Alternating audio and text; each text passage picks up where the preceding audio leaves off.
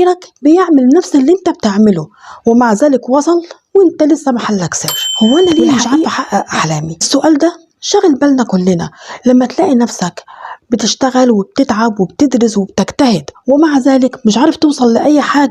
والحقيقة إن المشكلة مش فيك ولا في الطريقة اللي أنت بتتعامل بيها علشان تحقق أحلامك، لكن أنت ما بتعلنش استحقاقك. لازم تبقى عارف ومتأكد ان انت تستحق المكان ده، تستحق الهدف ده، تستحق الوظيفة دي، تستحق الحياة دي، مش مجرد ان انت بتعمل حاجة او بتدرسها من غير ما تكون حاطط اي هدف تاني غير انك عايز ده.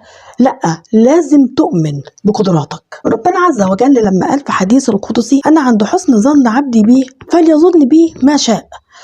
المعنى والجوهر في الحديث ده انك تؤمن وتتيقن ان ربنا هيديلك اللي انت عايزه طالما وثقت فيه وامنت بيه وتيقنت من قدرته على العطاء.